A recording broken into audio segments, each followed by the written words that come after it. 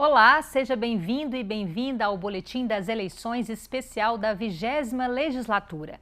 Recebemos aqui no estúdio os parlamentares eleitos. Queremos saber quem são, o que pensam, o que esperam dos novos mandatos, além da expectativa política para o ano que vem. Comigo aqui no estúdio, o deputado Lucas Lasmar, da Rede.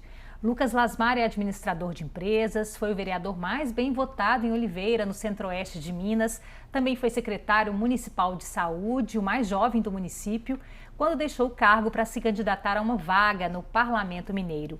Obrigada pela presença, deputado, e parabéns pela eleição. Seja bem-vindo à Assembleia Legislativa. Prazer. Deputado, o senhor teve 34.092 votos, né? Como é que foi essa campanha? Como é que o senhor atribui esse desempenho nas urnas? Então, eu sinto, né, que foi um projeto que as pessoas enxergaram de uma política de resultado. Nós fizemos um grande trabalho na saúde pública da nossa região, onde a gente fez uma transformação de um hospital filantrópico. Hoje é o segundo maior hospital do Centro-Oeste Mineiro. Então, isso teve um reflexo muito importante, não só para a cidade. Eu era secretário municipal de saúde, então a minha função era cuidar da saúde de Oliveira. E a gente conseguiu impactar a região toda. E por eu conhecer os vazios assistenciais que existem na nossa macro-região, os projetos que foram apresentados para a sociedade, as pessoas abraçaram essa causa, né? Na minha micro-região a gente teve 26 mil votos, então você vê que o impacto de um trabalho, de uma política de resultado é o que as pessoas querem. E o que eu percebi muito na política é que o cidadão está sentindo falta de projetos, né? Nas discussões dos políticos. Hoje, infelizmente, alguns projetos não estão sendo discutidos, estão indo para outro viés, que eu acho que tem que mudar. Deputado, vamos começar a conhecer um pouquinho sobre a sua trajetória. Como é que começou a política na sua vida? Meu pai quebrou uma hegemonia de alguns mandatários em Oliveira, onde ele foi prefeito de 2004 a 2012. E aí eu entrei na política em 2020 como vereador mais votado. Fiquei apenas um mês como vereador em busca do que eu falei aqui agora, né? A política de resultado. Eu vi que ali eu não poderia desenvolver o clamor que a população me fez nas urnas, né? Como um vereador mais votado, tive 1.345 votos, tive quase 30% a mais que o segundo colocado. Então, eu vi que a minha missão era grande. Então, virei secretário de saúde. Inicialmente não tinha tanta experiência na área, mas eu sou formado em administração de empresas, já trabalhei numa multinacional na parte administrativa. Então, eu consegui administrar o dinheiro público, acho que muito bem. Buscamos grandes projetos na Superintendência Regional de Saúde, no Governo do Estado e no Ministério da Saúde, onde a gente habilitou vários novos serviços. O senhor focou em reforçar o SUS também, né? Reforçar o SUS, com certeza. Então, eu quis trabalhar para o cidadão sem rosto. O que é isso? É onde o cidadão consegue ser atendido sem precisar ligar para o prefeito, vereador ou algum agente político para conseguir aquele exame ou algum tipo de atendimento. Então, o sistema tem que funcionar da melhor forma possível. E a gente conseguiu fazer isso. Nós levamos ressonância magnética pelo SUS, uma cidade de 42 mil habitantes. A gente tem tomógrafo, nós vamos ter 2 tomógrafos digitais agora, já tem mais 1.600.000 a conta do hospital. Nós fazemos cirurgias cardíacas, ainda não habilitadas pelo SUS, mas nós já fazemos cateterismo pelo SUS. Levamos mamografia digital. Antigamente o índice de câncer de mama na cidade era grande, agora a gente tem um mamógrafo que faz de segunda a segunda para que a mulher não tenha uma justificativa de não precisar abandonar o lar, né, para fazer um exame tão importante. Então agora ela tem isso dentro da cidade, não precisa viajar, que era só... Não tinha Oliveira? Tinha que ir para outra cidade? Era um ônibus que levava 40 mulheres e voltava. Então ela abandonava lá, ela deixava de trabalhar, de levar a criança na escola. Já dificultava até você fazer o exame, né? Sim, e um exame tão básico que às vezes poderia deixar, né, a gente perder um pilar da sociedade, que eu vejo que é a mulher. Então a gente conseguiu um mamógrafo digital de última geração dentro do Hospital Filantrópico. Então a gente vai inaugurar agora uma hemodiálise, que é para a região toda. E como a gente faz alta complexidade de neurocirurgias e cirurgia de coluna, eu quero tentar, após a habilitação da hemodiálise, solicitar a habilitação de transplante de órgãos, porque infelizmente muitos pacientes têm a morte cefálica diagnosticada. E mesmo naquele momento de dor, a gente pode mudar a vida de uma pessoa que está fazendo hemodiálise 3 vezes por semana. Então eu acho que é possível de fazer um fortalecimento do SUS. E agora, estando como deputado estadual, e pela experiência que eu tive na ponta como secretário municipal de saúde, eu vejo uma possibilidade da gente fazer uma discussão de Estado, de uma melhoria da aplicação do dinheiro público. O senhor me contava que Oliveira teve um destaque muito grande na pandemia, né? Sim. Na administração da pandemia. Sim. Como é que foi essa experiência? Sim, Para mim foi um momento difícil em dois aspectos. Eu tinha 28 anos, 29 anos quando a pandemia começou, mais ou menos.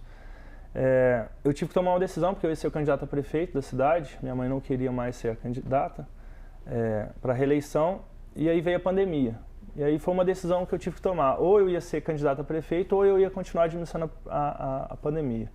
Então acho que foi um chamado de Deus e fui para o confronto. Fiquei na Secretaria de Saúde e lá a gente conseguiu construir 20 leitos de enfermaria e 10 leitos de UTI. Nós atendemos a micro-região, inicialmente, que era o acordo, mas depois a gente teve que atender mais cidades.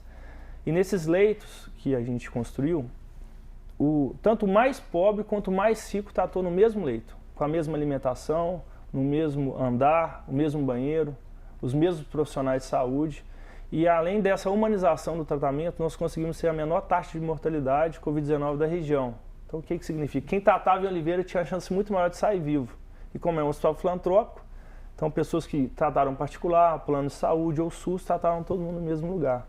Então eu vejo uma possibilidade sim da gente fazer um fortalecimento, né, da saúde pública, né, e vejo que a gente precisa também fazer uma discussão junto aos planos de saúde, porque quem mantém os planos de saúde hoje é a estrutura do SUS. Né? Os planos de saúde credenciam e vejo que eles não fazem um fortalecimento, um investimento nesses hospitais filantrópicos igual o Estado faz. Então eu quero fazer levantar essa bandeira para a gente tentar fazer um melhoramento ainda mais, porque todo mundo ganha. Né? Quando se trata de saúde, ali dentro do hospital todo mundo é igual.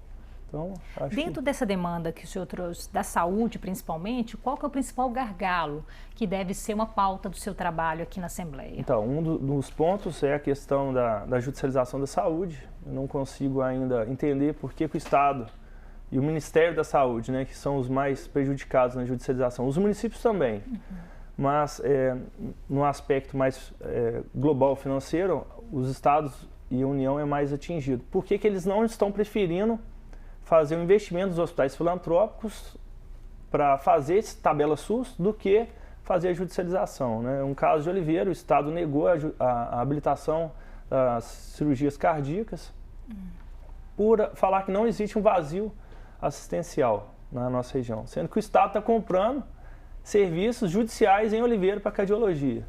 Então a gente precisa fazer um levantamento. Centro-Oeste, quanto está gastando de urologia judicial? Nós precisamos de um ponto de referência para isso. Então, a gente precisa otimizar o dinheiro público. E o que acontece? É penoso para o cidadão entrar na justiça para conseguir o direito dele, porque ele fica há 10 a 15 dias dentro de um pronto atendimento municipal. É oneroso para ele e oneroso para o Estado, porque paga mais caro. Então, a gente precisa ter uma ponte, e isso é importante a minha eleição, porque eu fui secretário municipal de saúde, eu sei dos problemas da ponta. Então, eu quero levar essa experiência para dentro da Comissão de Saúde, para dentro da Assembleia Legislativa, conversar com o governo, a Secretaria de Estado da Saúde tem que conversar com a Secretaria da Fazenda. Estamos gastando com a judicialização mais alta. E eu vejo que ali está tendo um elo dificultador. Aqui na Assembleia a gente tem um projeto que se chama Assembleia Fiscaliza, que os secretários são convocados a vir prestar contas a cada 6 meses do que foi feito ou não no governo. O senhor acha que é uma boa oportunidade para exercer esse papel fiscalizador? Com certeza. Como eu fui vereador e secretário de saúde, eu tinha que prestar contas também, trimestralmente, para a Câmara Municipal de Oliveira. Então, essa aproximação, essa prestação de contas, ela tem que acontecer e ter uma discussão boa, né? Eu falo que não é só você fiscalizar, brigar, bater. Você precisa achar projetos para uma orientação. Eu acho que essa é a política que as pessoas querem. Né? E coloco, né, o resultado da minha eleição nisso. As pessoas querem um projeto e pessoas que façam acontecer. Porque para criticar tem muitos. E as pessoas precisam de uma assistência. E é possível replicar essa experiência de Oliveira em outras cidades do estado também, né? Com certeza, sim. Até então eu consegui ser majoritário em 5 cidades. Então, o gargalo dessas cidades é a saúde, hospitais que estão fechando, né? Um exemplo de Carmópolis de Minas. O hospital que eu nasci e o povo de Carmópolis está indo para Oliveira fazer raio-x. Então, assim, é inaceitável uma situação dessa, uma cidade de 25 a 30 mil habitantes, ter que fazer esse deslocamento. É ruim para o cidadão, é ruim para a cidade, porque o cidadão está tirando o recurso que poderia estar sendo alocado no hospital, por exemplo. A pessoa quer pagar um particular, ou quer pagar um plano de saúde, ele pode fazer um fortalecimento nesse hospital filantrópico e o SUS funcionar, né? E tanto para Oliveira, porque Oliveira, por exemplo, ele está se tornando um hospital de alta complexidade. Então o hospital está começando a ficar cheio com baixa e média complexidade e no momento da alta a gente tem uma dificuldade de leito. Então nós precisamos fortalecer a retaguarda, tanto dos prontos atendimentos municipais quanto dos hospitais, para que os hospitais polo de alta complexidade funcionem para a alta complexidade e salve vidas, né? Deputado, como é que deve ser o posicionamento do senhor em relação ao governador Zema, que foi reeleito agora nessas eleições? Bom, a minha política, né, como eu falei, é de resultados, né? Eu quero ter um diálogo, nós temos grandes projetos para a nossa região, né? Espero que o Estado também, o governo do Estado, reconheça esses projetos como prioritários para a região. E claro que a gente tem que ter um diálogo, né? Mas também nós não vamos poder, né, igual tem nas câmaras municipais, onde tem um enfraquecimento do legislativo por aspectos políticos, né? A Assembleia Legislativa, eu sinto que ela precisa ter a sua representatividade para ser ouvida e ela não ter acordos que enfraqueçam o legislativo. Mas eu quero sim fazer uma política de resultado e poder somar no governo do Estado com a minha experiência, minha pequena experiência. O senhor foi eleito pela Federação PSOL Rede, né, que fez 3 cadeiras aqui na Assembleia. Como que o senhor acha que vai ser a posição partidária também, essa conversa de forças políticas aqui na Assembleia? Sim, eu não conversei ainda com o diretório, né, nem com a federação ainda e nem com as deputadas eleitas do meu partido, né. Eu quero conversar com elas. Eu acho que elas devem buscar, né, sempre a questão da política de resultado, né? Cada um tem a sua ideologia, né, e os seus projetos, né? Mas eu acho que a gente tem que sempre equilibrar, né? A gente tem que sempre medir forças para o cidadão e não por interesses próprios. Então eu acho que a conversa tem que ser muito boa, ela tem que ser articulada, nós temos que ter voz, e é isso que eu quero buscar. Eu quero buscar uma voz porque eu sinto que o cidadão quer esse resultado lá na ponta, né, onde o cidadão mora, nas cidades, nos pontos de atendimentos municipais. E tem muito recurso, né? Isso é indiscutível. Agora, o governador já está com uma pauta aqui na Assembleia, inclusive no plenário, que é a questão do regime de recuperação fiscal, que inclusive é muito criticado pelos servidores por impactar em carreiras e alguns benefícios. Também algumas outras políticas que já são ideologias do governo, já ditas como as privatizações. Como é que o senhor posiciona em relação a isso, a essas pautas do governo Zema? Então, eu tenho que conhecer o projeto primeiro, né? Eu ainda não conheço esses projetos, eu preciso saber quais são os impactos disso, né? Quanto que vai prejudicar o servidor para eu poder me posicionar, né? Mas eu sempre vou defender, né, que seja bom para todos, né? É igual eu falo, um projeto ele tem que ser bom para todo mundo. Se é bom só de um lado, alguém está perdendo, então o projeto não vai funcionar da melhor forma. Então tem que ter esse equilíbrio.